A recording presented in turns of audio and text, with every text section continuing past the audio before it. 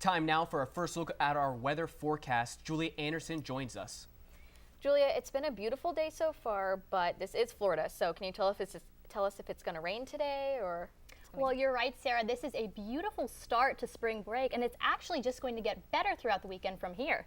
Right now here in Orlando, the high is 72 degrees with about 52% humidity. Winds are coming from the northeast at about 4 miles per hour, and there's 0% chance of rain, so we're enjoying this beautiful day. And I'll have more on the forecast and your 5-day outlook a little bit later on in the broadcast. Thank you, Julia. Now let's take a look at the weather for spring break. Julia, how are those beaches going to look next week?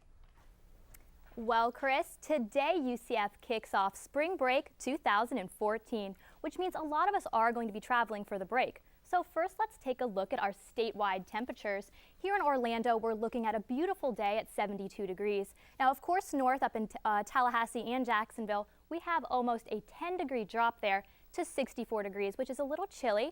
And over in Tampa, it's just a little bit cooler than here in Orlando at 69 degrees. And if you're like me and planning on traveling down south for the break, we're looking at beautiful temperatures down in Miami at a nice 76 degrees right now, and it's just going to get warmer from there. But if you are planning on traveling up north for the break, you're definitely going to want to pack some warmer clothes. Let's take a look at the national weather map for temperatures. Now, of course, Florida and Texas are great destinations for spring break. We're looking at temperatures in the 70s, 80s, maybe high 60s. And going up north, this yellow area here and out west, we're looking at temperatures in the 50s. Now, of course, it gets colder as we go up, and up here in the purple area, we're looking at temperatures in the teens, 0 and even below. So you're definitely going to want to be bundled up if you're heading up there.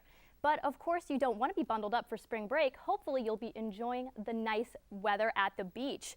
So right now, we're going to take a look over at the Melbourne beach area. This looks beautiful right now. We're looking at water temperatures, and right now it looks about 77 degrees over in the Melbourne Cocoa Beach area. Let's go back to the state temperatures to see the different weather temperatures for the waters in Florida. Now, right now in Cocoa Beach, like I said, same with Cocoa and Melbourne, we're looking in the high 70s, a little cool, but definitely refreshing for the spring break. And of course, up in Panama City Beach and St. Augustine, we're looking at cooler water temperatures in the mid to high 60s, a little too chilly for me. Same with Clearwater in the Tampa area. That's going to be a little cold. And of course, down in Miami Beach, we're looking at great water temperatures, 79 degrees, and definitely going to be going up to the low 80s later on. So if you are going to be hitting the beach, you're going to want to go to the more southern beaches to experience those nicer water temperatures. But if you're staying in Orlando, we're going to take a look at our 5-day forecast to see what we have going on here locally. Today we have a nice 72 degrees, and then tomorrow it's going to be going up to 77 and even higher Sunday and Monday. We have a great weekend ahead of us, 0% chance of rain, but you will want to bring those umbrellas with you Tuesday and Wednesday because that percentage is going to go up to about a 20% chance of rain, and those temperatures are going to drop just a tiny bit. But like I said, this weekend looks awesome. Chris and Sarah, do you have any spring break traveling plans, or are you staying local? Well, I'll tell you what, I'm going to be heading back down to South Florida, maybe go to Fort Lauderdale Beach or Miami Beach. I don't know. I'm just going to recharge my batteries. That sounds like a good idea. I'm going to do the same thing, but right here in Orlando, so I'm going to be resting up. But maybe not too much because it is my birthday, so I'm going to be doing some birthday celebrations. And honestly, all I really care about is getting a nice big piece of cake because I have a cake obsession. So Julia, I'm a little upset that you didn't take me with you to that sweet event you went to last week. Well, I'm sorry about that, Sarah. I wish you could have been there to see all those delicious cupcakes. UCF's annual Dance Marathon Nightathon is right around the corner, and I was able to attend an extra sweet event that raised more than $2,000 for its cause. Let's take a look.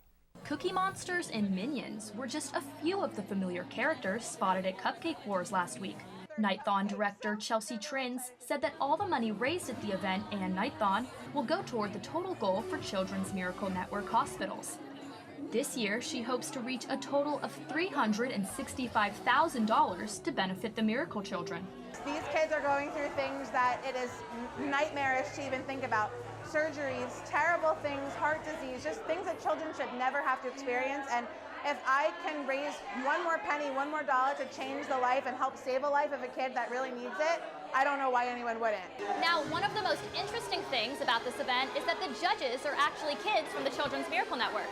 They're going around and trying all the different cupcakes to decide which one is their favorite. Miracle child Caden tried the different cupcakes alongside his mom and older brother. The inspiration and just the acceptance that these kids receive at Nighthon and different events at UCF is so amazing, and it warms his heart. He looks forward to it, and it's done miracles for his self-confidence and his level of acceptance. By the end of the night, Caden still wasn't ready to say goodbye. I need more cupcakes. No, I don't.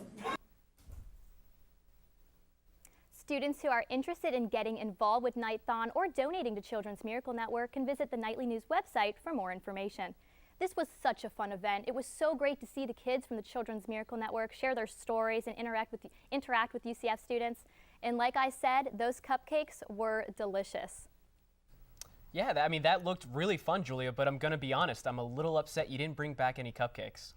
You know I am, but there are some UCF athletes that deserve a cupcake.